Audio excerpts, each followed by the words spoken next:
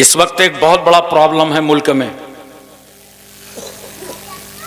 और वो ये है कि बाज़ाब्ता मुसलमान दुश्मन ताकतों ने तहरीकें चला रखी हैं और तंजीमें बना रखी हैं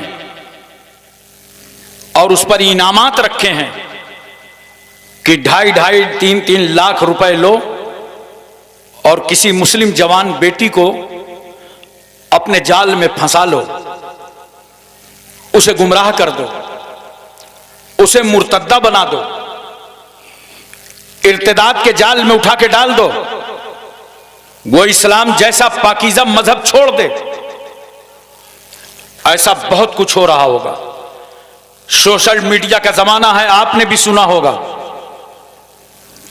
80,000 रुपए का मोबाइल दे करके हमारी इन बेटियों की जिंदगियों से खिलवाड़ हो रहा है।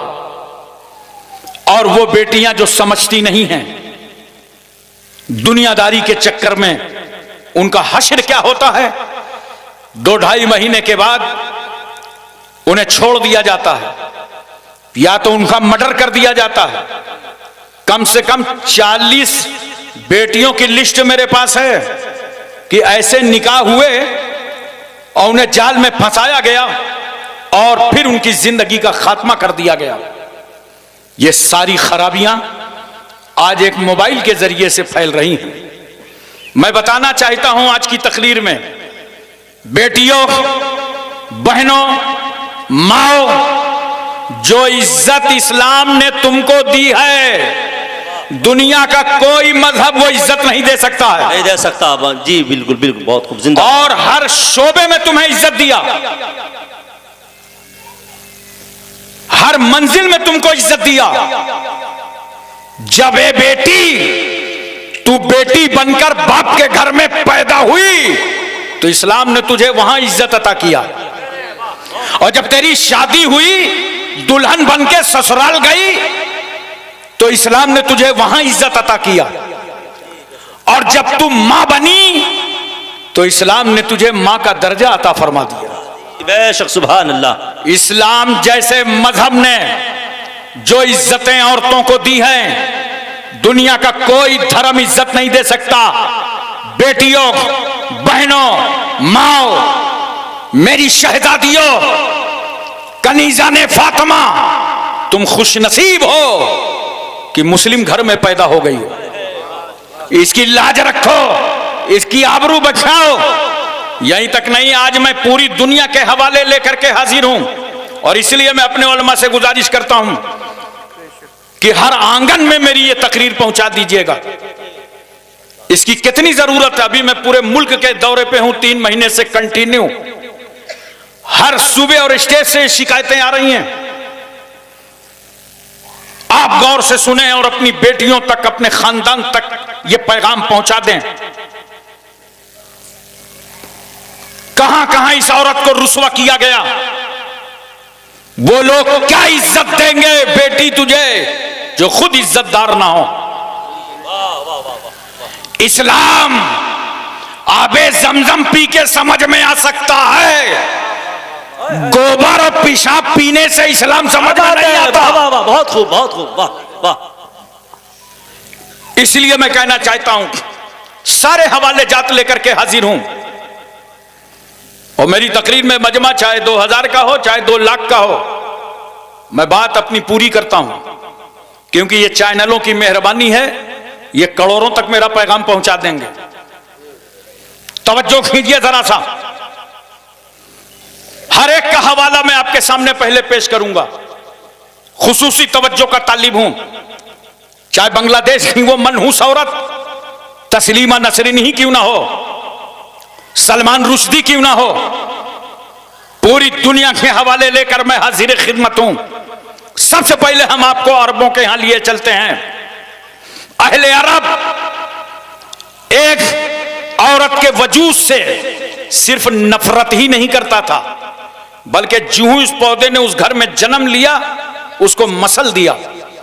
उनकी कौमी गैरत बर्दाश्त नहीं करती थी कि किसी घर में कोई बच्ची जन्म ले ले अगर माँ की ममता जोश में आती तो बाप की नजरों से छुपा कर अपनी तमन्नाओं की तकमील करती, और जैसे ही जालिम बाप को खबर हो जाती तो दूर दराज रेगिस्तान में ले जाकर बेटी को जिंदा ही पेवंद खाक कर देता था।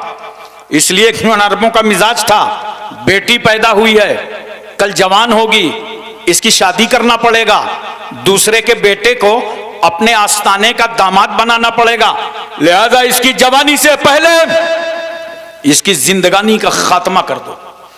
अरब की जमीन पर औरतों को भेड़ और बकरियों की तरह बाजारों में बेचा जा रहा था। हिंदुस्तान में आज भी औरत को शौहर के साथ सती कर दिया जाता है, और हिंदुस्तान की औरत की हैसियत एक बेजान बुत की है। मनोशास्त्र के रूप से बिच्छू से ज्यादा डसने वाली है, सांप से ज्यादा जहर रखने वाली है।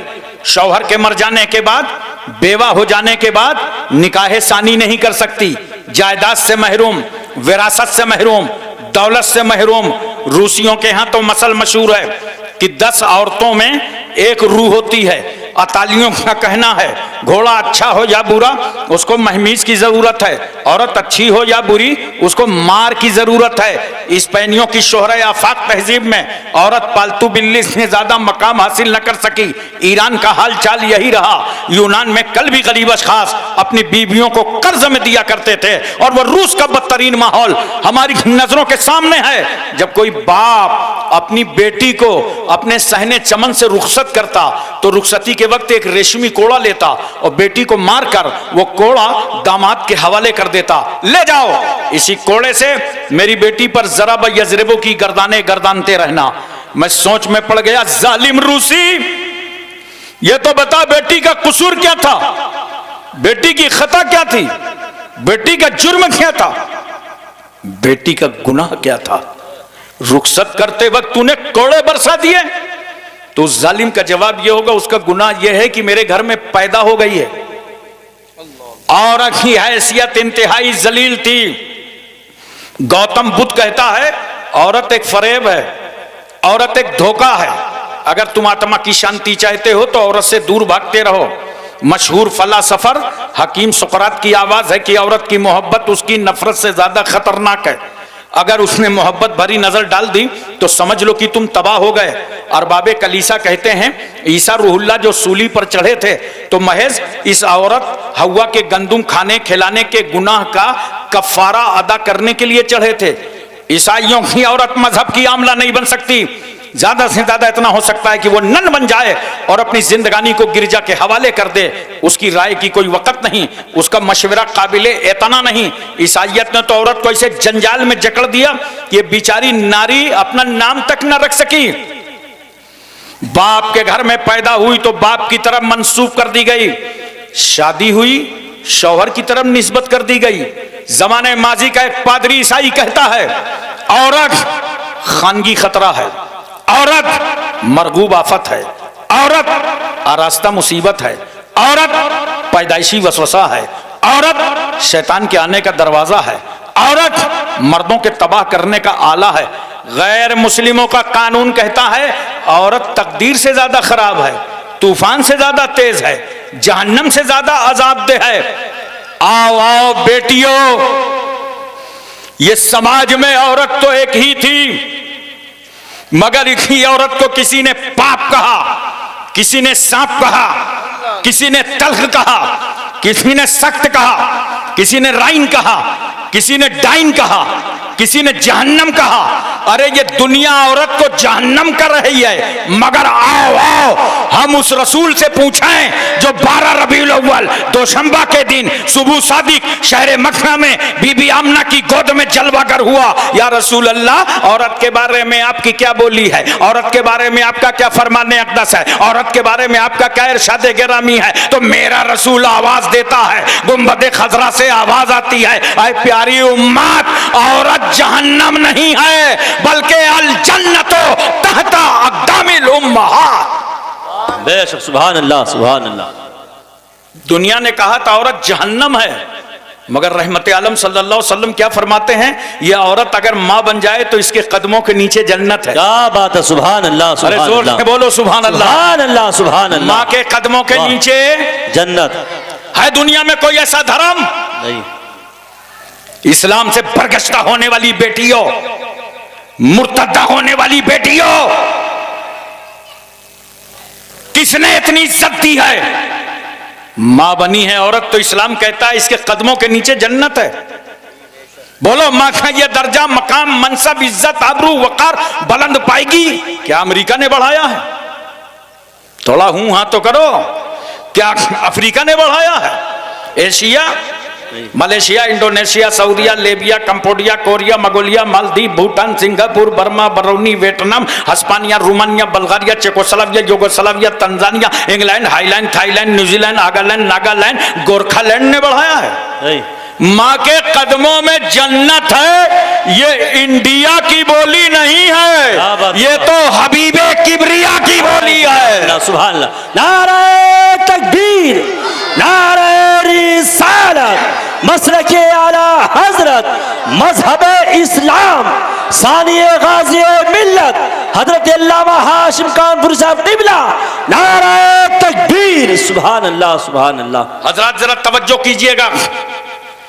जिस इस्लाम ने औरत को इज्जत अता की, उस इस्लाम के ताल्लुक से कुरान कहता है इन्न दीन इंदल्लाहिल इस्लाम, बेशक दीन अल्लाह के यहां इस्लाम ही है। इस्लाम ने औरत को रहमत बनाया, इस्लाम ने औरत को बरकत बनाया, इस्लाम ने औरत को नेमत बनाया, और इस्लाम तो खुद ही बरकत बनकर आया है। इस्लाम इंसानियत का दीन है, मानवता का दीन है, बशरियत का दीन है, इखलास का दीन है, अखलाक का दीन है, भाईचारा का दीन है, मसावात का दीन है, अहिंसा का दीन है। ये इस्लाम ही का अखलाक था जिसने अबू बकर को सिद्दीक अकबर बना दिया, उमर को फारूक आजम बना दिया। बेशक, सुभान अल्लाह, सुभान अल्लाह। बहुत कहां है वो लोग जो ये कहते हैं इस्लाम तलवार से फैला है? बाजारों में बैठते हो, लोग इतराज करते हैं, गर्दन झुका के चले आते हो। इन उलमाए किराम की सोहबत में बैठा करो, इनसे दीन सीखा करो। इस्लाम तलवार से नहीं फैला, वरना मुझे जवाब दो। दारे अरकम में जब उमर इब्ने खत्ताब ने जाकर रसूलुल्लाह के कदमों पर कलमा पढ़ा था, तो तलवार किसके हाथ में थी? अरे बोलो ना, उमर के हाथ में। तलवार भी लिए थे, मुसलमान भी हो रहे थे, तलवार भी लिए थे, कलमा भी पढ़ रहे थे। नबी की बारगाह में खड़े हो गए, नबी की नजर उमर पर, उमर की नजर नबी पर। नबी ने मुस्कुरा के पूछा, उमर क्या ईमान लाने की उम्र नहीं आई? ये सुनना था कि कदमे रसूल में गिरे। का सरकार पढ़ा दीजिए, अशहदु अल्ला इलाहा इल्लल्लाह अशहदु अन्ना मुहम्मदन अब्दुहु व रसूलुहु। तलवार से इस्लाम नहीं फैल रहा। जो तलवार लेके नबी के कत्ल के इरादे से गया है वो खुद मुसलमान हो रहा है। हमने कहा ए उमर, बड़े जोश में निकले थे, गुस्से में निकले थे, क्या हो गया आपकी तलवार को? उमर कहते हैं ये मेरे लोहे की तलवार थी जिसको नबी के अखलाक की तलवार ने टुकड़े टुकड़े कर दिए। हजरात एक बात और बताओ, बड़ी बातें करने वालों, मैं यही तो समझाना चाहता हूं, खास तौर से मेरी बेटियां सुने और इस पैगाम को अपनी सहेलियों तक पहुंचाएं। आप अपने घरों तक ले जाएं ये पैगाम। इस्लाम जैसा बाबरकत मजहब, पैगंबर इस्लाम की शान, जो रहमतुल लिल आलमीन बनकर आए हैं। बताओ, मुझे जवाब दो। समाज में 4 तबके ऐसे होते हैं जो किसी के अकीदतमंद नहीं होते, जैसे दोस्त, साथी, क्लास फेलो। एक साथी अपने साथी का अकीदतमंद नहीं होता। जो हम सबक साथी रहा हो उसको क्या अकीदत होगी उससे? चाहे जितनी बड़ी पोस्ट में आपका साथी पहुंच जाए, IAS हो, वो जिला अधिकारी बन जाए, जब मुलाकात होगी तो बाहों से बाहों डाल देंगे आप, कैसे हो, किस तरह हो, उसे खराब लगेगा। अबे मेरी पोस्ट नहीं समझ रिया, मैं जिला अधिकारी हूं। मगर नहीं, साथी की नजर में तो साथी साथी होता है। इसी तरह बीवी शौहर की अकीदतमंद नहीं होती। इतना खामोश हो नगलिया अकील वालों, लगता है सबकी बीवियां बहुत अकीदतमंद हैं। बोलो, बीवी शौहर की अकीदतमंद नहीं होती। ये हमारे मौलाना गुफरान साहब बैठे हैं, उलमा बैठे हैं, ये जब आपके घर जाते हैं मिलाद शरीफ में, जलसे में, कॉन्फ्रेंस में, आप कितनी इज्जत करते हो। चादर बदल दो, खुशबू फैला दो घर में, आइए हजरत तशरीफ लाइए, सुभान अल्लाह, माशा अल्लाह, मुबारक हो, आइए मुकद्दस कदम रखिए, मुबारक कदम रखिए। बोलो जी जी। लेकिन अभी नहीं, जब मैं चला जाऊं यहां से, तब कल इनसे पूछना कि जब ये अपने घर जाते हैं, कभी बीवी बोली आइए आइए मुबारक कदम रख दीजिए, आइए मुकद्दस कदम रख, हजरत जल्दी से आ जाइए, अंदर आ जाइए, कभी बीवी बोली? बीवी की नजर में तो शौहर शौहर होता। जी जी वाह। इसी तरह बच्चे बड़ों के अकीदतमंद नहीं होते। देखो जितने बच्चे पीछे हैं, जब सलाम होगा तो सबसे आगे। इंक्वायरी करो आए कहां से, रास्ते से कि तुम्हारी टांगों के अंदर से। इसलिए कि बच्चों को बड़ों से अकीदत नहीं होती। इसी तरह इंडिया में नौकर, अरबों में गुलाम। नौकर कभी मालिक का अकीदतमंद नहीं होता, हाथ बांधे खड़ा है, यस सर, जी सर, हाँ सर, और अंदर ही अंदर कुढ़ रहा है कि 6 बज गया है, छोड़ेगा कब। क्योंकि नौकर को अपने मालिक से अकीदत नहीं होती। समाज के ये 4 तबके, दोस्त अपने दोस्त का अकीदतमंद नहीं, बीवी शौहर की अकीदतमंद नहीं, बच्चे बड़ों के अकीदतमंद नहीं, नौकर अपने मालिक का अकीदतमंद नहीं। मगर कुर्बान जाओ उस रहमतुल लिल आलमीन पर कि मेरे रसूल ने सबसे पहले अपने करीबी दोस्त सिद्दीक अकबर से कलमा पढ़वाया। सुभान अल्लाह। मेरे रसूल ने अपनी बीवी खदीजतुल कुबरा से कलमा पढ़वाया। मौला अली शेर खुदा की उम्र कितनी है? आला हजरत फाजिले बरेलवी लिखते हैं 8 साल से लेकर के 10 साल तक की। नबी ने पूछा, अली रात में खदीजा को देखा था? हाँ या रसूल अल्लाह, ये हाथ का उठाना, हाथ का बांधना, हाथ का खोलना, पेशानी जमीन पर रख देना, या रसूल अल्लाह ये कौन सा सिस्टम है? पैगंबर फरमाते, अली मैं अल्लाह का नबी बनकर आया हूं, और जिस खुदा ने मुझे नबी बनाया है ये उसकी इबादत का तरीका है। मौला अली कहते हैं पढ़ा दीजिए। वाह सुभान अल्लाह। ज़ैद इब्ने हारिसा गुलाम हैं, मगर सरकार ने जब इस्लाम पेश किया तो कहते हैं अशहदु अल्ला इलाहा इल्लल्लाह व अशहदु अन्ना मुहम्मदन अब्दुहु व रसूलुहु। पता चला दुनिया में जो किसी का अकीदतमंद नहीं है वो भी रहमतुल लिल आलमीन का अकीदतमंद। बेशक बेशक, बहुत खूब, सुभान अल्लाह सुभान अल्लाह। हजरात बड़ी अहमियत की हामिल है मेरी गुफ्तगू, जरा तवज्जो कीजिएगा और घर की बेटियों को समझा दीजिएगा। इस्लाम जैसी इज्जत तुम्हें कहीं नहीं मिलेगी, कहीं नहीं मिलेगी जी, कहीं नहीं मिल सकती इस्लाम जैसी इज्जत। औरत तो एक ही है, मगर देखो कभी मोहल्ले में बेटी की सूरत में नजर आती है, वाह, कभी बीवी की शक्ल में नजर आती है, कभी मां के रूप में दिखाई पड़ती है, और कभी हो सकता है शौहर का इंतकाल हो जाए तो बेवा भी हो जाती है। दूसरे के समाज में बेवा को इतना मनहूस समझा गया, अरब के लोग तो बेवा को 4 दीवारी में कैद कर देते थे। तुम्हारे शौहर का इंतकाल हो चुका है, बाहर मत आ जाना। बताओ उस बेवा को कितना समाज में रुलाया गया होगा। रूह निकल जाए तो एक बार मौत, और अगर किसी के एहसास को ललकारा जाए तो हर मिनट में मौत। सहेली की बारात आई है, हाथों में मेहंदी लगी है, लेकिन बेवा सिसक रही है। अब तू किसी के घर की दुल्हन नहीं बन सकती, किसी के घर रहमत और बरकत बनकर नहीं जान सकती। बेवा रो रही है, मंसूबे खाक में मिल रहे हैं, इरादे पामाल हो रहे हैं, मुस्तकबिल की खुशियां कदमों का बोसा दे दे करके वापस पलट रही हैं, और अपने खुदा से फरियाद कर रही है, मेरे मौला अगर मेरे शौहर का इंतकाल हो गया तो मेरा कसूर ही क्या था? ये समाज मुझे नहूसत की चादर में डालकर किनारे कर रहा है।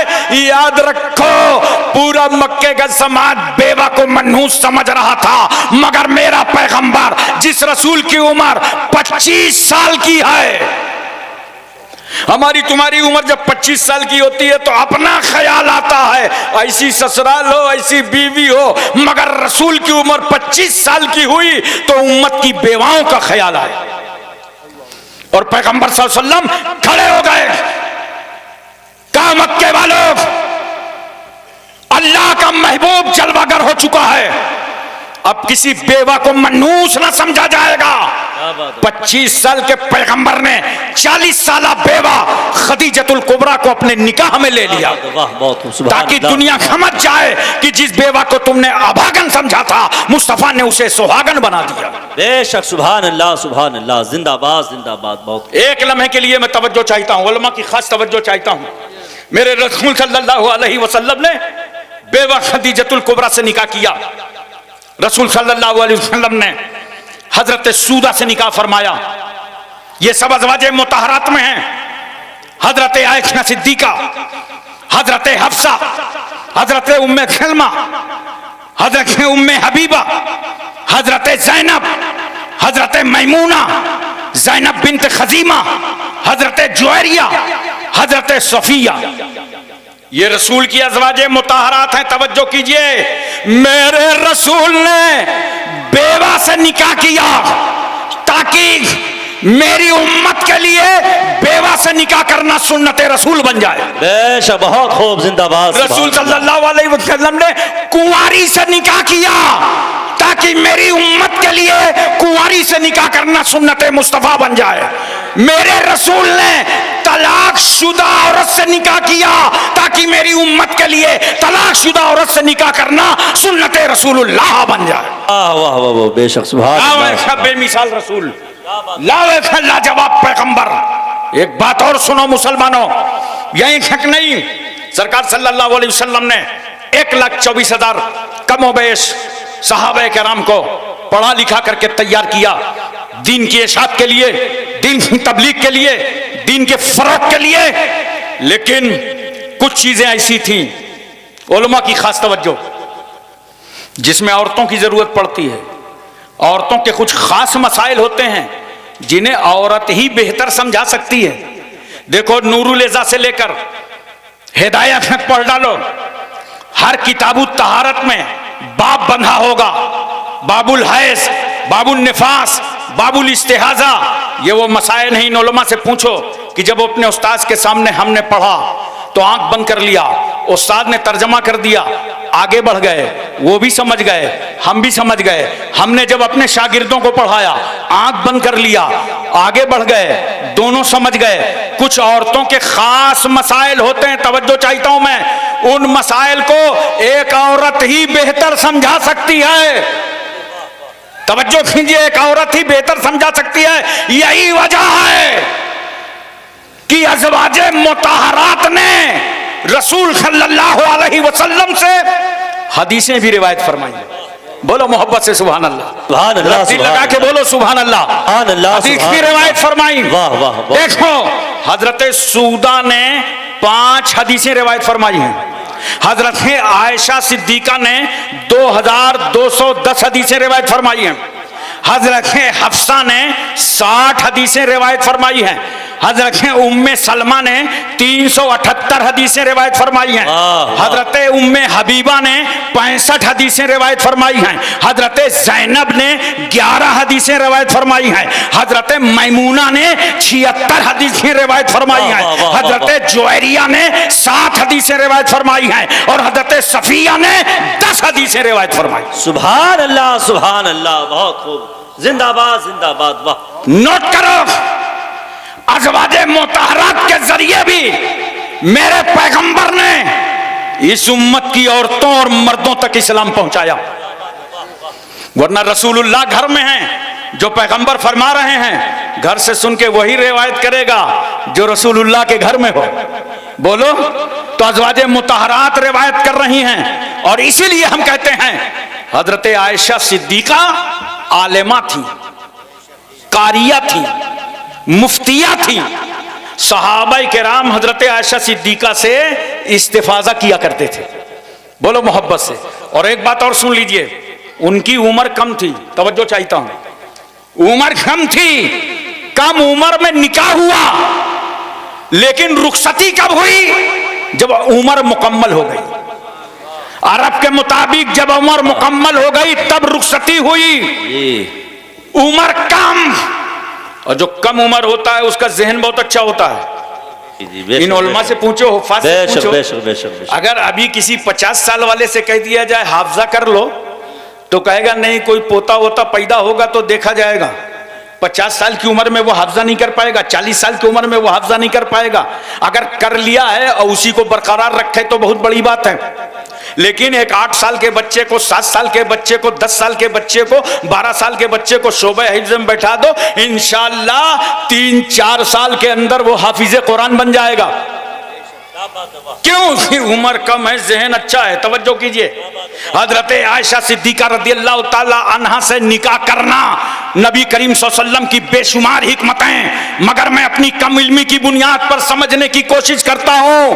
कम उम्र से निकाह फरमाया, मुकम्मल उम्र में रुखसती फरमाया, क्योंकि जब उम्र कम होती है दिमाग अच्छा काम करता है। इसीलिए तो हजरत आयशा सिद्दीका ने 2210 हदीसें रिवायत फरमाई। सुभान अल्लाह, नारे तकबीर, नारे रिसालत, सानिए गाज़ी मिल्लत, मसलके आला हजरत। सुभान अल्लाह, सुभान अल्लाह। मेरी बेटियों, तुम बंबई की अदाकारों को ना देखो, सैयदा फातिमा के किरदारों को देखो, उम्मे कुलसुम की जिंदगी देखो, ज़ैनब का नक्शे कदम देखो। आज कितना प्रॉब्लम हो गया ये मोबाइल के जरिए। मोबाइल का इस्तेमाल सही करो। एक सिक्के के 2 रुख होते हैं, एक रुख अगर मिट जाता है सिक्का ही नहीं चलता, दोनों में छपाई जरूरी है। इसी तरह याद रखना, जैसे ये माइक है ना, देख रहे हो, पूरी तवज्जो है, माइक देख रहे हो, माइक से अगर गाना गाया जाए तो लानत, नौटंकी वालों के हाथ में हो तो लानत, साइनुमा के पर्दे घर में हो तो लानत, और इसी माइक से अगर कुरान पढ़ा जाए, हदीस पढ़ी जाए, जी जी, बयान किया जाए तो यही माइक रहमत है। जी बेशक बेशक। कलम देखना है ना, बोलो, देखो कलम में भी 2 रुख हैं, हाथ देखा करो, ये कलम किसके हाथ में है। कलम अगर गुस्ताखे रसूल के हाथ में आए तो लानत है। यही कलम अगर थानवी के हाथ में हो लानत, अम्बेडकरी के हाथ में हो लानत, देहलवी के हाथ में हो लानत, गुस्ताखे नबी के हाथ में हो तो लानत। और यही कलम अगर इमाम आजम के हाथों में हो, इमाम शाफई के हाथों में हो, इमाम मालिक के हाथों में हो, इमाम मोहम्मद के हाथों में हो, यही कलाम अगर मुजद्दिदे अल्फसानी के हाथों में हो, और यही कलाम अगर मुजद्दिदे इस्लाम आला हजरत फाजिले बरेलवी के हाथों में हो, यही कलाम अगर मुफ्ती आजम के हाथों में हो, यही कलाम अगर मुहद्दिस आजम के हाथों में हो, यही कलाम अगर ताजुश शरिया के हाथों में हो, सुभान तो रहमत। सुभान अल्लाह, सुभान अल्लाह, जिंदाबाद जिंदाबाद, बहुत खूब माशाअल्लाह, क्या बात है, सुभान अल्लाह। लिहाजा जवानों में तुमसे गुजारिश करूंगा, आज मैं सिर्फ तुम्हारे सामने तकरीर करने नहीं आया, मेरे दिल में जो एहसास उठ रहा है, जो मेरी कौम का हाल हो रहा है, जो बर्बादियां सामने खड़ी हैं, उनका एहसास दिलाने तुम्हें भी आया हूं कि खुदा के वास्ते उठो और जागो। अब हाथ में कलम ले लो, कलम से चलेगा सब कुछ। अपने बच्चों को पढ़ाओ। आज हमारे मुल्क में हमारी इज्जत क्या रह गई है? बहुत बड़ी इज्जत थी, 20% मुसलमान हैं। हिंदुस्तान की हर पार्टी चाहती थी बैलेंस वोट है, ये मिल जाए तो हुकूमत बन जाए, और तुम जब चाहते थे हुकूमत बना देते थे, जब चाहते थे बिगाड़ देते थे। लेकिन आज पार्टियां ऐलान कर रही हैं कि हमें तुम्हारा वोट ही नहीं चाहिए। ये चली गई इज्जत वोट की। अब इज्जत को वापस कैसे लाओगे? अगर अपनी अजमत रफ्ता को वापस लाना है तो मैं तुम्हें एक फार्मूला देता हूं, अपने बच्चों को तालीमी मैदान में उतार दो। बच्चों को डॉक्टर बनाओ, इंजीनियर बनाओ, आईएएस बनाओ, पीसीएस बनाओ। जब तुम्हारे बच्चे डॉक्टर होंगे, इंजीनियर होंगे, आईएएस होंगे, तो तुम्हारे दरवाजों पे फिर भीड़ लगी होगी, तुम्हारे दरवाजों पे फिर मजमा लगा होगा। अपने बच्चों को पढ़ाओ, बच्चों को तालीम दो। बहुत सारे लोग समझते हैं कि पढ़ने लिखने से होगा क्या। हम लोग जब छोटे छोटे थे तो यही लोग समझाते थे पढ़ने लिखने से क्या होगा, नौकरी तो मिलेगी नहीं। भेजे में भरते थे नौकरी तो मिलेगी नहीं। अब मुझे एक बात बताओ, 140 करोड़ का मुल्क है हिंदुस्तान, और नौकरी कितने लोग करते हैं? 6 करोड़। तो क्या पूरा भारत नौकरी ही करेगा? याद रखना, नौकरी की नीयत से इल्म नहीं हासिल किया जाता, नौकरी की नीयत से नहीं पढ़ा जाता। अल इल्म नूरुन, इल्म रोशनी है और जेहालत अंधेरा है। जेहालत में अंधेरे से निकल के उजाले में आओ। जब तुम नौकरी की नीयत से नहीं पढ़ोगे, इस नीयत से पढ़ोगे कि अंधेरे से उजाले में आ जाएं, बड़ा फर्क हो जाएगा तालीम में, बड़ा फर्क। देखो, जो लोग नौकरी की नीयत से पढ़ते हैं, तवज्जो चाहता हूं, जब नौकरी नहीं मिलती तो पंखे में लटक जाते हैं। अरे बोलो ना, फांसी लगा लेते हैं। बहुत मेहनत किया था, यहां तक पहुंचे, नौकरी नहीं मिले, अपना वजूद मिटा लेते हैं। लेकिन एक बात बताओ, कभी पूरे भारत में तुमने दस्तारबंदी के बाद, दस्तार फजीलत के बाद, हाफिज आलिम मुफ्ती होने के बाद किसी आलिम दीन को देखा कि खुदकशी किया हो? नहीं। वाह क्या बात है। अरे बोलो भाई, वाह वाह। किसी हाफिज कुरान को देखा, किसी कारी कुरान को देखा? क्यों? उसने नौकरी की नीयत से पढ़ा ही नहीं है, उसने तो पढ़ा है दीने मुस्तफा की नीयत से, अल्लाह की रजा के लिए पढ़ा है। नौकरी मिले तब भी रजा इलाही के लिए काम, ना मिले तब भी काम। तनख्वाह ज्यादा हो तब भी दीन की बात, तनख्वाह कम हो तब भी दीन का काम। बेशक, सुभान अल्लाह सुभान अल्लाह। बहुत खूब, जिंदाबाद जिंदाबाद। वाह। इसलिए दोस्तों, रोटी कपड़ा मकान, इसका शौक कम कर दो। अगर 4 जोड़े कपड़े सिलवाते हो साल में, 2 ही जोड़े सिलवा के काम चला लो। क्यों? अभी तुम्हारे 2 जोड़े कोई नहीं देखेगा, पढ़ रहे हो। और अगर इसी तरह जिंदगी गुजार दिया, पढ़ाई न की, तरक्की न किया, तो समाज तुमसे मुतालबा करेगा कि हर शादी में कपड़े बदल के आओ, और तुम्हारी आमदनी है नहीं तो शर्म से चकनाचूर हो जाओगे। अगर ये जिंदगी किफायत शारी से गुजार दोगे और पढ़ाई के मैदान पे आगे आओगे, तो इंशाअल्लाह अगर तुमने 15 साल मेहनत कर दी पढ़ने में, तो 80 साल तक मुस्कुरा के जिंदगी गुजारोगे। इसलिए पढ़ाई की तरफ रग़बत दिलाओ।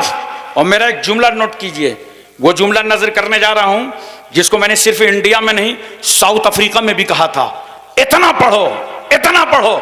हमारे यहां मुसलमान भाइयों में करते क्या है, हाई स्कूल तक गए, वापस चले आए। बहुत हद हुई, इंटर तक गए, वापस पलट आए।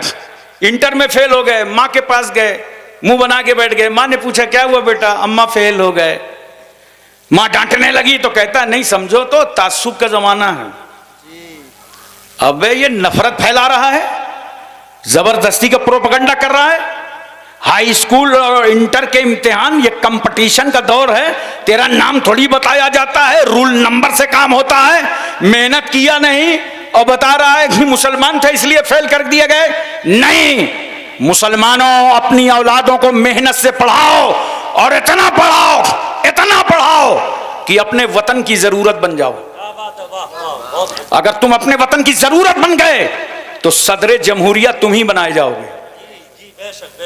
हजरात, में अर्ज कर रहा था, दोनों पहलू देखो। मोबाइल देखा है ना? मोबाइल का हाल तो यह है कि मेरा ख्याल है कि हर 2 आदमी पर एक मोबाइल होगा। मैं हैदराबाद दारुस्सलाम गया था रबीउल अव्वल शरीफ में, ओवैसी साहब ने दावत दी थी तकरीर करने के लिए। तो हैदराबाद का हाल यह है कि हर 4 आदमी पर एक पीर, इतने पीर हैं कि हर 4 पर एक पीर का एवरेज। मुजफ्फरपुर बिहार गया तो वहां हर 3 आदमी पर एक पीर। इस तरीके से ये मोबाइल का एवरेज है, हर 2 आदमी पे एक मोबाइल, 3 आदमी पे एक मोबाइल, मोबाइल पे मोबाइल। बोलो है कि नहीं है? अच्छा ठीक है, रखो मोबाइल, बस दोनों रुख इस्तेमाल करो। मोबाइल के जरिए सबसे ज्यादा इस वक्त झूठ बोला जा रहा है, नहीं बोला जा रहा? अच्छा खासा नगलिया अकील में वो फोन किया, देखा किसका है, समझ गए मतलब का नहीं है। उसने कहा अरे अब्दुल्ला भाई कहाँ हो? मैं नगलिया अकील आ रहा हूं। अरे मैं तो निकल गया मुरादाबाद। देखा कैसा झूठ बोल रहा है। घंटी बजी, 2-4 घंटी तो नजरअंदाज कर दिया, तीसरी घंटी में बच्चे से कहा बेटा बहुत देर से भेजा खा रहा है, फोन उठाओ और इसको बोलो पापा चार्जिंग में लगा के चले गए। बच्चे ने फोन उठाया, हाँ अंकल, हाँ बेटा, कहाँ है पापा? अंकल पापा कह रहे हैं ये बहुत देर से भेजा खा रहा है, इसको बता दो कि पापा चार्जिंग में लगा के चले गए। देखा तुमने अपनी औलाद को घर में झूठ सिखाया, मोबाइल के इस्तेमाल में झूठ सिखा दिया। बोलो कितना झूठ बोला जा रहा है मोबाइल के जरिए से। नोट करो मुसलमानों, आज इसी मोबाइल के जरिए से न जाने रिश्ते कहां से कहां हो रहे हैं। मैं चाहता हूं कि तुम अपनी बेटियों के हाथ में और बेटों के हाथ में बिला जरूरत मोबाइल मत दो। उनको अगर प्रोजेक्ट देना देखना है, निकालना है, उतनी जरूरत पर दो और पासवर्ड लगा दो, उसके बाद मोबाइल पर तुम खुद कब्जा कर लो। बिला जरूरत मत दो। रिश्तेदारियां बताइए रामपुर के इलाके में हैं, हम तो आपको नहीं कहेंगे, कानपुर की मिसाल दे रहे हैं। हम कानपुर में एक जगह निकाह पढ़ा रहे थे, बारात कहां से आई?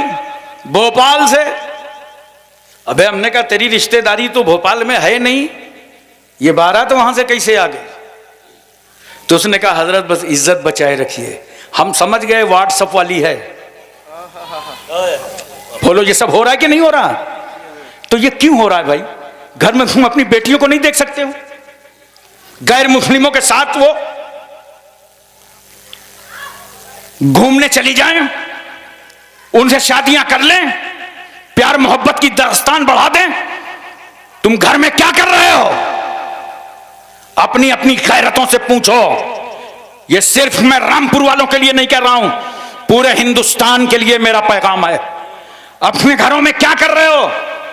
अरे जरा देखो, मोबाइल का इस्तेमाल जरूरत भर करो।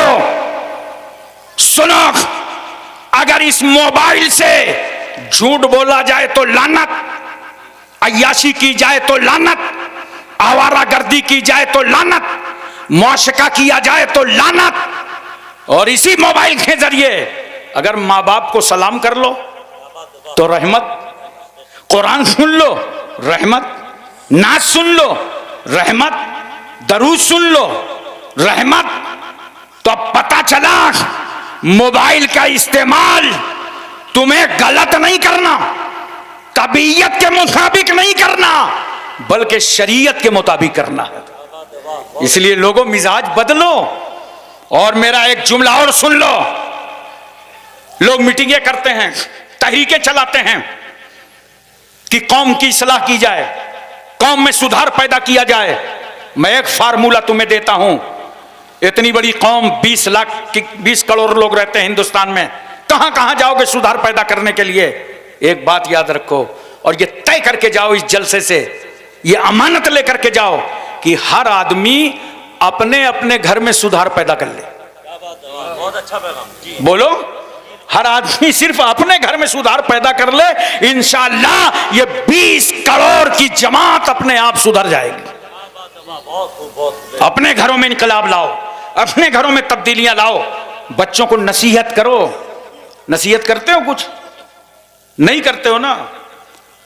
देखो गौसे आजम रदी अल्लाह तआला अन्हु की वालिदा ने नसीहत किया था ना कि अकले हलाल सिद्के मलकाल, जब खाना तो हलाल खाना, जब बोलना तो सच बोलना।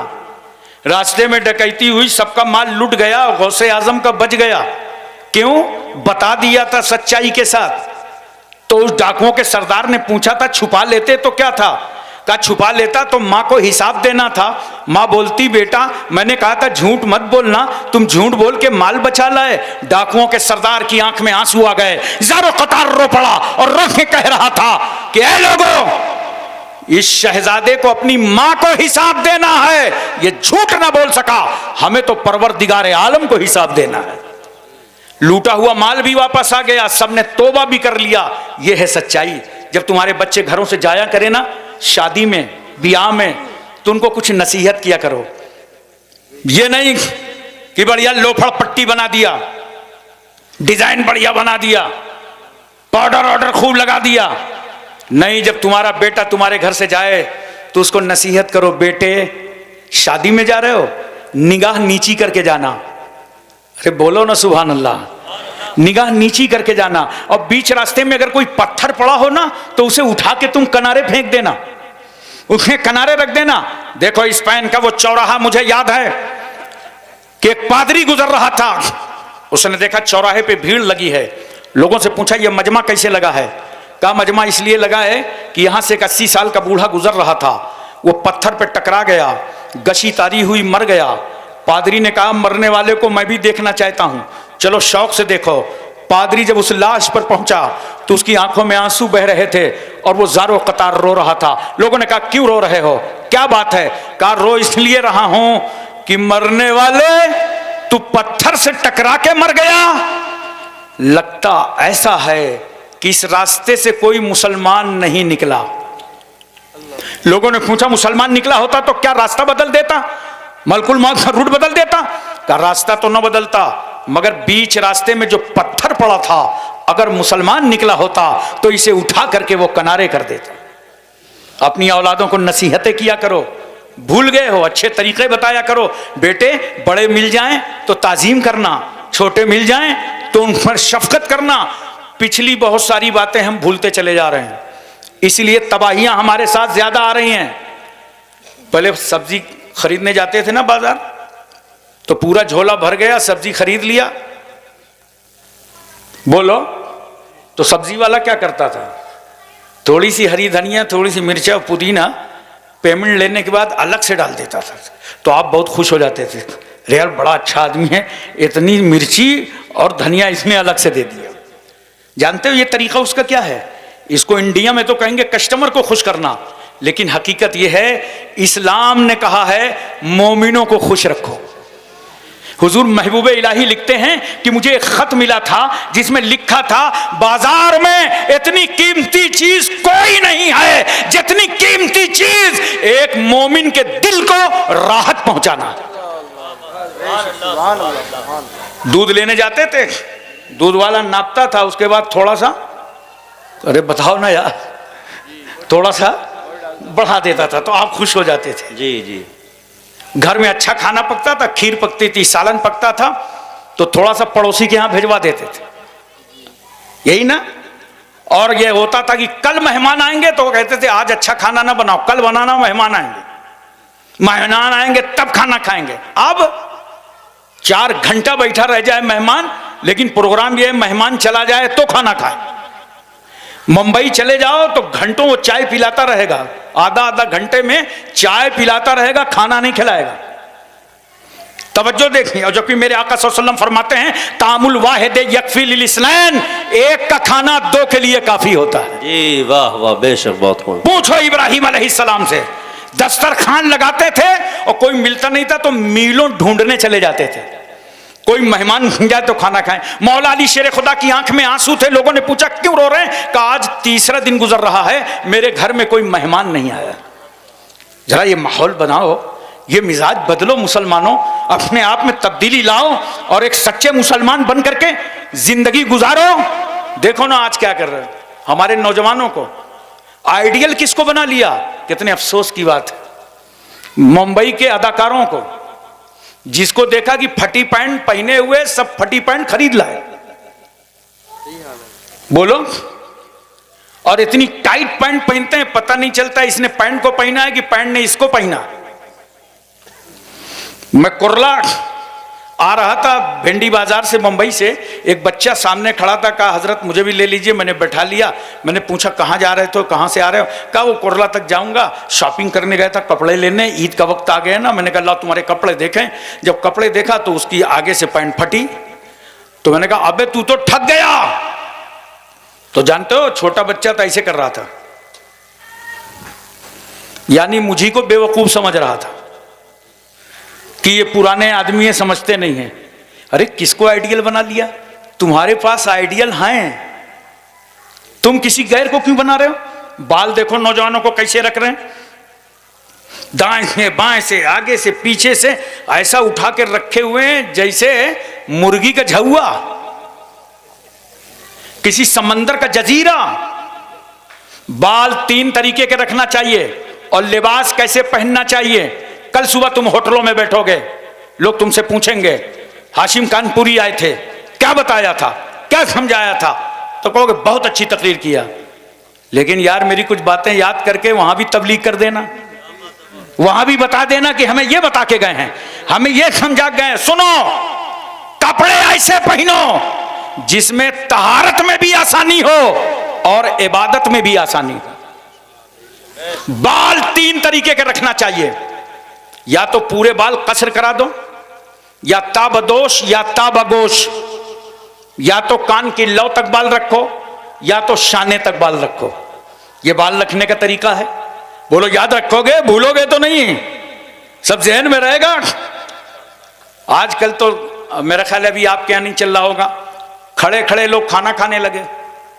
चल रहा है क्या? नहीं चल रहा ना?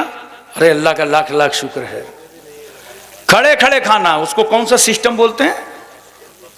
Buffer system. मैंने बंगाल में पूछा था कौन सा सिस्टम, तो एक ने कहा बम्फर सिस्टम। क्या सुन्नतों का मजाक उड़ा रहे हो?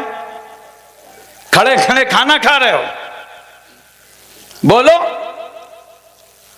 सुन्नतों का मजाक उड़ा रहे हो। और बाद में कहोगे कि मौलाना लोग मुर्गा बहुत खाते हैं।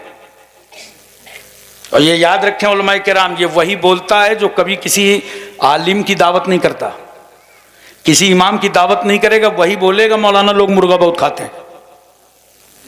बोलो, हमेशा याद रखना।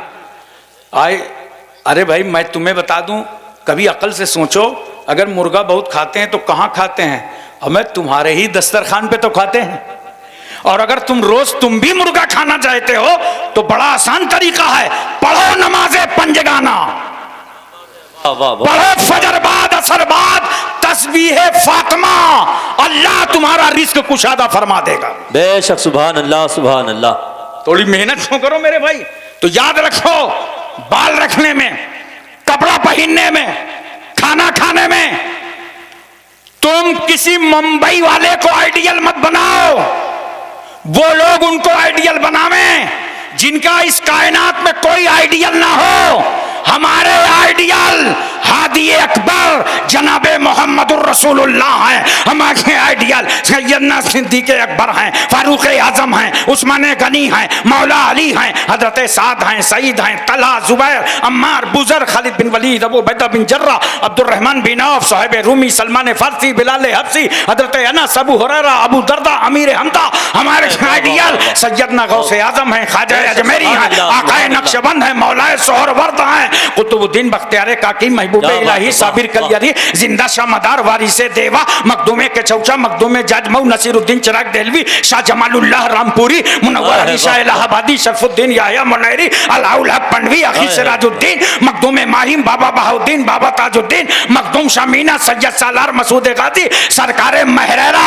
हमारे आइडियल इमाम अहले सुन्नत आला हजरत फाजिले बरेलवी। नारे तकबीर, नारे रिसालत, फैजान औलिया किराम, मजहबे इस्लाम, मजहबे इस्लाम, नारे तकबीर। सुभान अल्लाह सुभान अल्लाह, जिंदाबाद जिंदाबाद। बहुत खूब माशाअल्लाह। इसलिए मैं अर्ज करना चाहता हूं, मुसलमानों, इस्लाम ने जो नेमतें दी हैं, कोई मजहब इस्लाम के सामने आंखें नहीं मिला सकता। देखो जरा सा, यही औरत का दर्जा इस्लाम कैसे बढ़ा रहा है। एक औरत है, अबू तुफैल सहाबी सरकार की बारगाह में मौजूद हैं।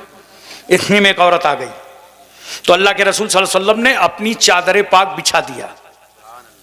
अरे बोलो यार सुभान अल्लाह, अल्लाह सुभान अल्लाह। वाह, अगल बगल चेक करो, कोई सो रहा हो तो उसके कान में बोलो सुभान अल्लाह। सुभान अल्लाह सुभान अल्लाह।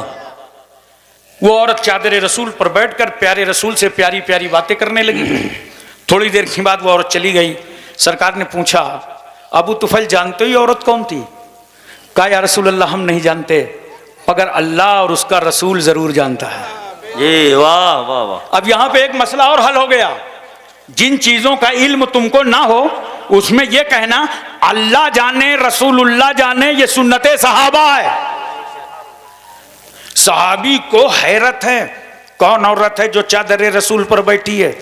हम तो इस मकाम पर आए तो महवे हैरत हो गए कि चादर नबी पे औरत बैठी है। वो चादर रसूल अबू बकर को मिले तो सर पे रखें, उमर तबर्रुक समझें, उस्माने गनी तबर्रुक समझें, मौला अली कलेजे से लगा लें। अरे जो चादर रसूल इस गुनहगार उम्मत के निजात का जरिया हो, वो चादर पर औरत बैठी है। मेरे सरकार फरमाते हैं, सुनो अबू तुफैल, ये हैं मेरी रजाई माँ, इनका नाम है दाई हलीमा।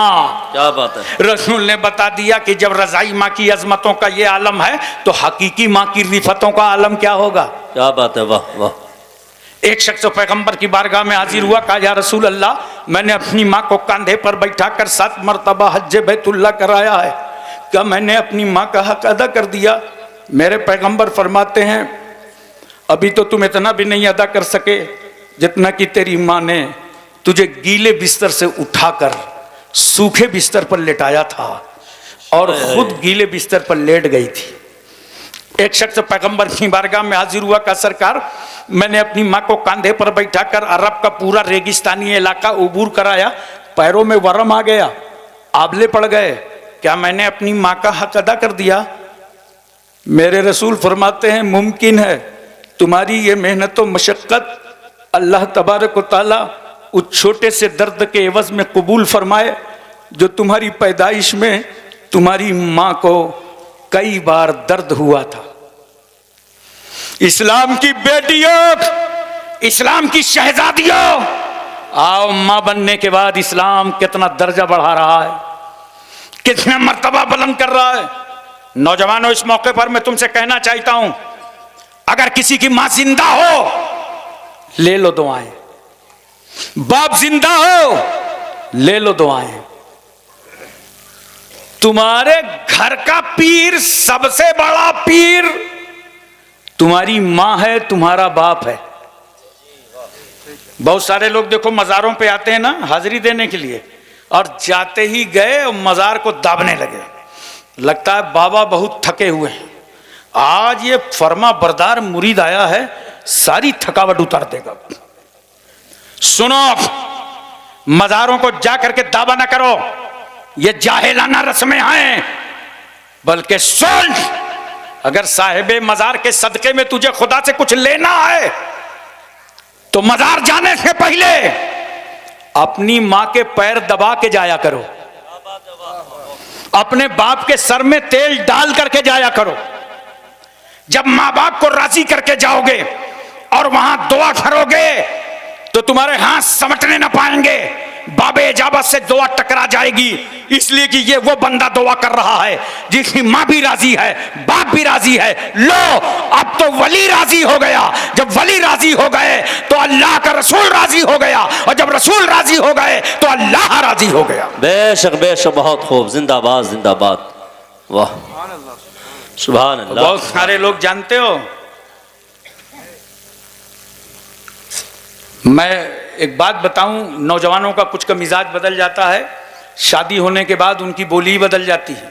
कल तक जिस माँ को माँ कहते थे उसको बुढ़िया कहने लगे, और जब 10 बजे 11 बजे 8 बजे घर आते हैं ना, 1 किलो मिठाई का डब्बा लेके वहीं से झांकते हैं कि माँ तो नहीं देख रही, बाप तो नहीं देख रहा, निगाह बचाया, बीवी के कमरे में चले गए।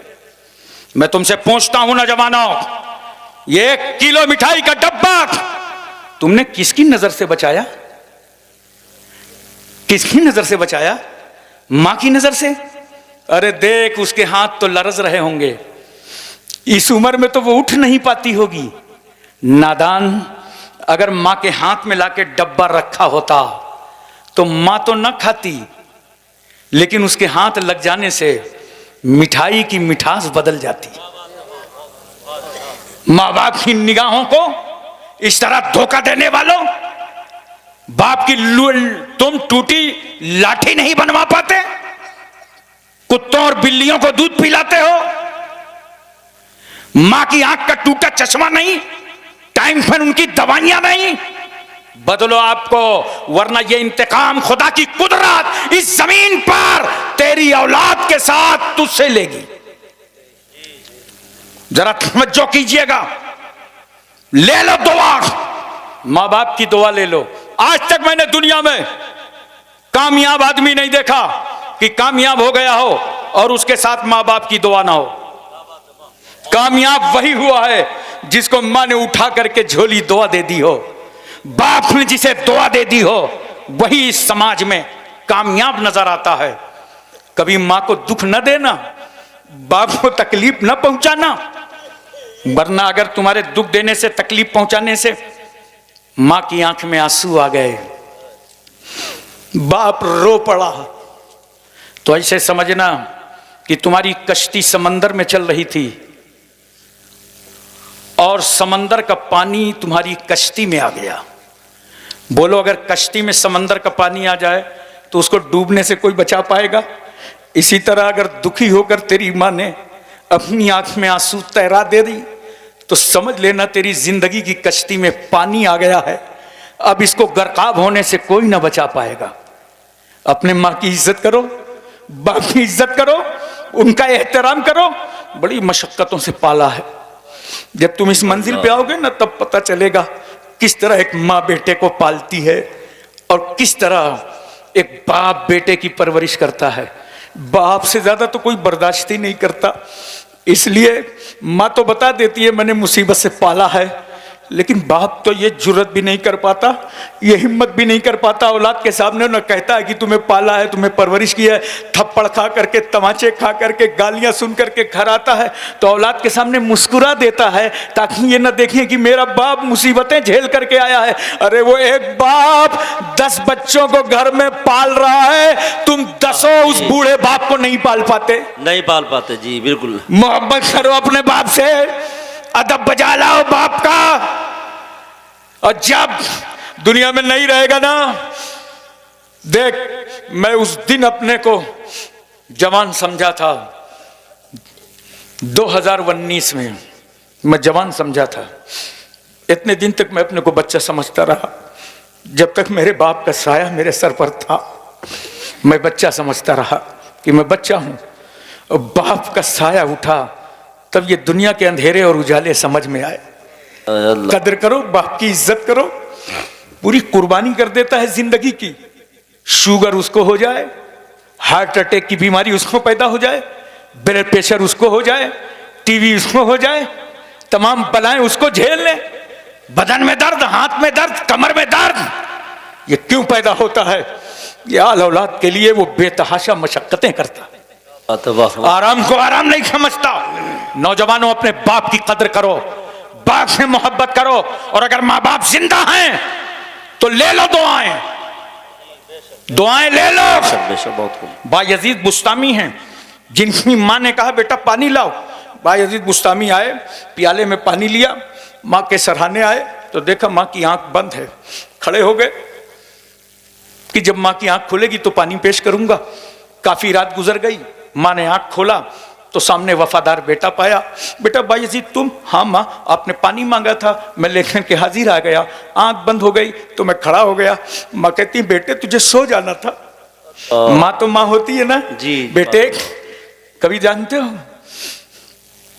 बुखार तुमको आता है, दर्द माँ महसूस करती है। महसूस कर, हाय मेरा नूरे नजर परेशान हो रहा है, हाय मेरा लखते जिगर बेचैन हो रहा है। बेटे तुझे सो जाना तो रात भर प्याले का बोझ लेकर के खड़ा हो गया। मैं माँ हूं, माँ और बेटे की मोहब्बत में कोई सियासत नहीं है, मकरो फरेब नहीं है जी, कोई दिखावा नहीं है, कोई रियाकारी नहीं है। मुसल्लिम सबूत मोहब्बतें हैं जी, खालिस प्यार है। मेरे लाल तू सो जाता, मैं जगा लेती, बेदार कर लेती। बायजीद बुस्तामी की आंख में आंसू आ गए। का इज्जत माब माँ, रिफत माब माँ, तकद्दुस माब माँ, इस्मत माब माँ। ये तो रात भर एक प्याले का बोझी लेकर मैं हाथ में खड़ा रह गया। ए माँ, अगर मैं सर पटक पटक कर तुम्हारे कदमों पे मर जाऊं तब भी मैं तुम्हारे सारे एहसान का बदला क्या हो, उस छोटे से एक दर्द का बदला नहीं समझ सकता जो मेरी पैदाइश में मेरी पैदाइश में आपको कई बार दर्द हुआ था। अरे जो बेटे के रोने पर रोए वो माँ, जो बेटे के सोने पर सोए वो माँ, नींद की मिठास में गुम हो। बच्चा तड़प जाए तो माँ नींद को झटक दे, रोते हुए बच्चे को कलेजे से लगाकर सफेद खून पिला पिला कर फिर सुला दे। हम गंदगियां देखकर ठहर नहीं पाते, वो माँ रात रात भर उठाती रहती है। जिसने 9 महीने तक पेट में रखा वो माँ, जिसने 2 साल तक अपनी छाती का दूध पिलाया वो माँ, जिसने उंगली पकड़ करके चलना सिखाया वो माँ। हाय इतना प्यार करने वाली माँ। 2 लफ्ज बहुत मशहूर है समाज में, एक मौजू एक मोहमल। जैसे माँ एक मौजू मानादार है और वाँ एक मोहमल है, इसी तरह पानी वानी, पानी मौजू है और वानी मोहमल है, बेमाना। मगर कुर्बान जाओ माँ की मोहब्बत पर, देख माँ का प्यार जब तेरी जुबान से निकला वानी। तू बचपन में पानी कहां बोला था जी, वानी बोला था। माँ का प्यार देख, इस मोहम्मल को माँ ने मौजू बना डाला कि मेरा बेटा पानी मांग रहा है, मेरा बेटा पानी मांग रहा है। तू अगर आंगन में गिरा तो दौड़ी गोद में लेकर तेरे आज़ा पे तेल की मालिश करके, जिसने आज़ा को कुव्वत बख्शा वो माँ है। आए है वाह। जिसने रस्म में बिस्मिल्लाह खानी कराया वो माँ, जो तेरे लिए रोती रही वो माँ। और देख जब तेरी पैदाइश का वक्त आया, मोहल्ले की औरतें जमा हो गईं, देखें पैदा होना किसे है, लड़की है लड़का, आंख खड़ी है या चपटी है, गोरा है या काला है, समाज और खानदान ये देखता है। मगर कुर्बान जाओ उस माँ पर। जानती हो माँ क्या देखती है? माँ ये नहीं देखती है कि लड़की है कि लड़का है, गोरा है कि काला है, कैसा है, नहीं। माँ कहती है घर वालों से, खाली इतना बता दो पैदा होने वाला जिंदा है कि नहीं। आए है वाह वाह, क्या बात है, बहुत खूब, जिंदाबाद जिंदाबाद। सांसें ले रहा है कि नहीं ले रहा? मेरा नूरे नजर, मेरी लगते जिगर, मेरी बेटी मेरा बेटा कोई हो, ये बताओ सांसें चल रही हैं कि नहीं? वाह वाह। इतना प्यार करने वाली माँ, इतनी मोहब्बत करने वाली माँ। बायजीद बुस्तामी कह रहे हैं, माँ तुमने तो इतनी कुर्बानियां दी हैं, मैं रात भर प्याले का बोझिल तो लेकर के खड़ा रह गया। तुमने तो 9 महीने तक मुझे अपने पेट में रखा है, 2 साल तक का छाती का दूध पिलाया है, मैंने तुम पर कोई एहसान नहीं किया। हाँ माँ, अगर अपने बेटे की ये अदा पसंद आ गई है तो बस जुबान खोलो, दुआ दे दो। बेशक, सुभान अल्लाह सुभान अल्लाह। नारे तकबीर, नारे रिसालत, अजमत वालिदैन, अजमत वालिदैन, सुभान अल्लाह सुभान अल्लाह। माँ ने जुबान खोला, दुआ दे दिया। ऐ अल्लाह, जो बेटा बायजीद बनकर आया था, मौला उसे वापस होने से पहले तू अपना वली बना ले। सुभान अल्लाह। माँ की दुआ थी, बाबे इजाबत से टकरा गई, अल्लाह ने मनसबे विलायत अता फरमा दिया। यह है माँ का दर्जा। मैं बेटियों तुमको यही तो बता रहा हूं, माँ बनोगी तो इतने मर्तबे इस्लाम देगा। अब वहां कुछ नहीं है, नार है, शक्कर है, जहन्नम है, इसके अलावा कुछ नहीं है। इस्लामी मजहब ही तुम्हें जन्नती बना सकता है। तुम्हारे कदमों में जन्नत की गारंटी इस्लाम ही दे रहा है। देखो जरा सा और सुनो, शादी होती है बेटियों, फिर देखो तुम्हारा दर्जा क्या बुलंद होता है। सरकार सल्लल्लाहु अलैहि वसल्लम क्या फरमाते हैं? यतीम है वो शौहर जिसकी बीवी ना हो, और यतीम है वो बीवी जिसका शौहर ना हो। सरकार सल्लल्लाहु अलैहि वसल्लम ने हमको और आपको नजरिया अता फरमाया, ए लोगों, हमारे तुम्हारे घर जो औरत आती है, बीवी आती है, तो सिर्फ बीवी बनकर नहीं आती, वो रहमत और बरकत बनकर आती। मगर बहुत सारे लोग तो समझते हैं कि झाड़ू बर्तन के लिए आई है। और अगर कहीं जहेज कम लाई तो आप न्यूज सुनेंगे कि एक स्टोव दुर्घटना में बहू की मृत्यु हो गई। जानते हो ये स्टोव हमेशा बहू पे फटता है, वो बुढ़ीवा सास पे नहीं फटता जो सुपारी काट काट खाती रहती। और हमने अखबारात पढ़े, न्यूज सुना है, रसायल देखें, स्टोव पर मरने वाली बेटी का नाम शमसुन्निसा, कमरुन्निसा, जैबुन्निसा, जमीला नहीं मिला, सुशीला मिला है। और अगर शाजो नादिर मिल भी जाए तो इसका कोई एतबार नहीं है। मगर जब एक बेटी को जहेज के लालचियों ने आग में झोंक दिया, घासलेट डालकर, मिट्टी का तेल डालकर, जहेज के पुजारियों ने उसे मौत के घाट उतार दिया, तो हम हिंदुस्तानी हैं, ख्वाजा गरीब नवाज के छत्र छाया में रहते हैं। हमारा एहसास जाग उठा। ये तो भारत का एक नागरिक चला गया, भारत का एक वोटर चला गया, भारत का एक बाशिंदा चला गया। इसलिए हम कहते हैं, आए लोगों, अगर तुम्हें अपना समाज समझ में ना आ रहा हो, अपना समाज का जहेज समझ में ना आ रहा हो, तो इन बेटियों की जिंदगियों से खिलवाड़ मत करो। आओ आओ, सैयदा फातिमा का जहेज तुम्हारा इंतजार कर रहा है। बेशक, सुभान अल्लाह, जिंदाबाद जिंदाबाद। देखो सरकार सल्लल्लाहु अलैहि वसल्लम ने अपनी बेटी का निकाह फरमाया, और जहेज में क्या दिया सरकार सल्लल्लाहु अलैहि वसल्लम ने? एक बान की चारपाई, एक चमड़े का गद्दा जिसके अंदर रूई के बजाय खजूर के पत्ते, एक छागल, एक मशकीजा, 2 मिट्टी के घड़े, आटा पीसने की चक्की। ये मुख्तसर जहेज रसूल किसको दे रहे हैं? अपनी बेटी, सबसे लाडली चहीती बेटी खातून जन्नत को। मेरे रसूल कुछ भी दे सकते थे, बागे फिदक के मालिक थे, मुस्तफा कुछ भी अता कर देते। खुदा के खजानों की कुंजियां रसूलुल्लाह के पास, नबी कुछ भी दे देते, मगर नहीं मुख्तसर सा दिया। क्यों? मेरे रसूल ने अपनी बेटी फातिमा को ये मुख्तसर जहेज देकर 1400 साल पहले ही उम्मतियों की आंखों के आंसू पोंछ दिए, हमारी बेटियों के आंखों के आंसू पोंछ दिए कि अगर किसी के बाप गरीब हो और जहेज कम दे तो वो बेटी रोने न पावे, और ये समझ ले कुछ हो या ना हो, सुन्नते फातिमा अदा हो गई है। बात है, वाह, सुभान अल्लाह, सुभान अल्लाह। बेटियों सुनो, यहीं तक नहीं, इस्लाम जहां इज्जत देता है वहीं तुम्हें हर दरवाजे पर हक देता है। तवज्जो चाहता हूं, हर दरवाजे पर हक देता है। बाप के घर में पैदा हुई, इस्लाम ने कहा बेटी बाप के माल में तेरा हक। है, क्या बात है। शादी हुई, बीवी बनी, इस्लाम ने कहा सुन, शौहर के माल में तेरा हक। और जब मां बनी तो इस्लाम ने कहा बेटे के माल में तेरा हक है। वाह वाह, सुभान अल्लाह, वाह। इस्लाम इज्जत भी दे रहा है और इस्लाम हक भी दे रहा है। इस्लाम की औरतों पर अता है, और जिसकी नजरों में ये खता है जहन्नम उसका पता है। हम ही को कातिल कहेगी दुनिया, हमारा ही कत्ले आम होगा। हम ही को कातिल कहेगी दुनिया, हमारा ही कत्ले आम होगा। हम ही कुएं खोदते फिरेंगे, हम ही पे पानी हराम होगा।